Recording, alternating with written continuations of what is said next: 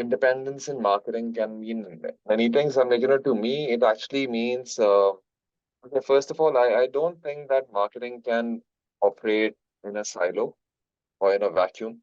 So when I say independence in marketing, for me, it doesn't mean that marketing gets the power to just operate in a vacuum in their own little world or in a silo.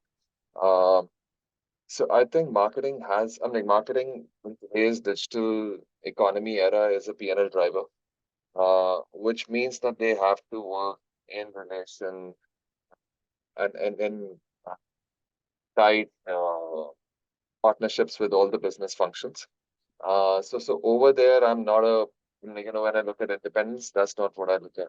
That's not what I am proposing. I think you always have to be in close relations with the stakeholders. But where independence really comes in, for me, or what I would love to, the entire industry sees this. Marketing, everybody has a point of view uh, from each and every person across the business. Um, and a lot of times these views can also result into some actions being influenced, done in a certain manner. Um, and maybe marketing is such a function where there's a lot of focus, there's a lot of interest of all people, from all business functions. But the final action or the whole marketing initiatives, marketing strategies, that needs to be decided by the marketing team because they are the domain experts and they have a lot of context and a lot of logic behind whatever they want to do or not don't want to do.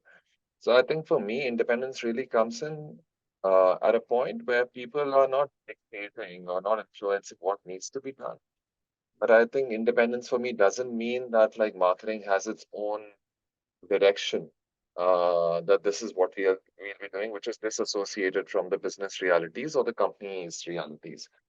I think the first part has to be really engaged. You have to be marketing has to be really engaged with the stakeholders, mutually decided upon, and goals have to be taken. And from there on, the whole go-to-market or the whole strategization and execution should be left to marketing and should be their baby.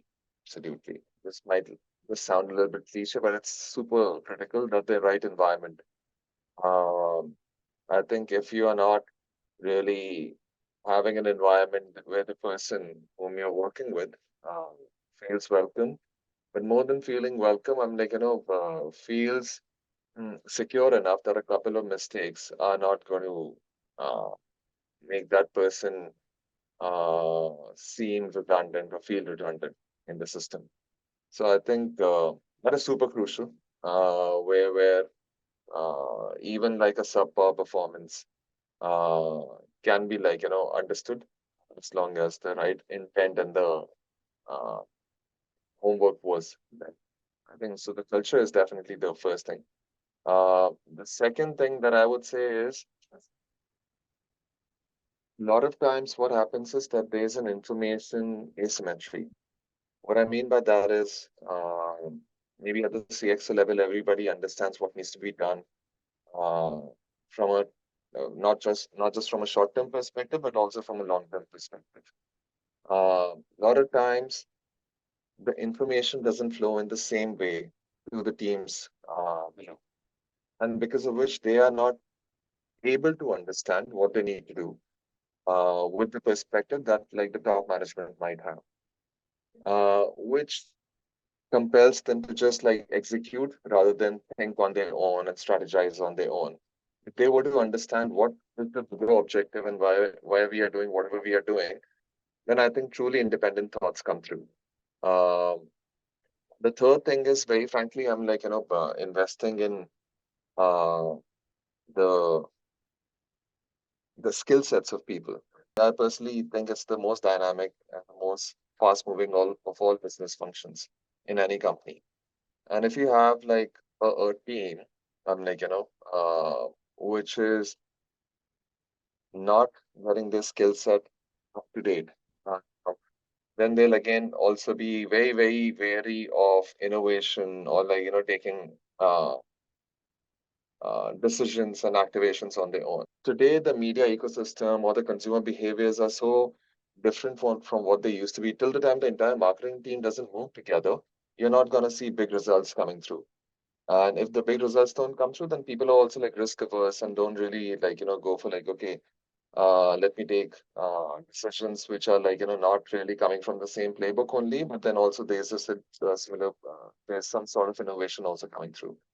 So how is the team working together also leads to a lot of independence in individual capacities in terms of like what they think through.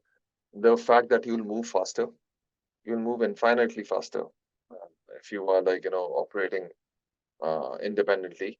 And speed is super critical. I think a lot of times people are chasing perfection. I would always chase speed. Uh, and I think that will always happen if independence is there. I think that's one of the crucial factors. The second thing is that the purity of your execution doesn't get diluted. As I said, I'm like, the domain experts understand what they have to do and then they execute it rather than like, five or seven different people coming and saying, hey, why don't you look at this and so on and so forth, thus diluting the purity of the execution. So I think uh, these are two super crucial strengths that independence gives to a marketing team. Whenever somebody has asked me, what does a marketer do? I think a marketing team always future proofs a company's revenue lines or future proofs a company. Like, that's the, if you take away everything, I mean, like, that's the end goal. I mean, like, that's what a marketer does. If your thought process is running separate or at degrees of deviation from what company wants you to do, then you could be like a force multiplier in the negative direction. I mean, like, marketing team which is working independently but not on the right path has the power to just damage the entire organization. And that to me is a very, very big weakness if you were to take just independence and look at it as absolutely be devoid of what company wants you to do. I think that's a very, very big weakness. The second thing is that you might not even have, if you're not like uh, dovetailing with other business functions, you will never get a comprehensive point of view about how a business runs.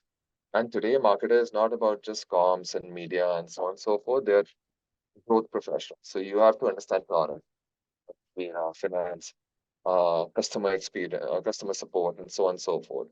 Um, just by being in your own little cocoon or maybe like a 10-year-old definition of marketing functions will make you subpar marketing team. So that's a weakness of that. Opportunities, hmm, I think for me, the strengths and opportunities are a little bit intermeshed.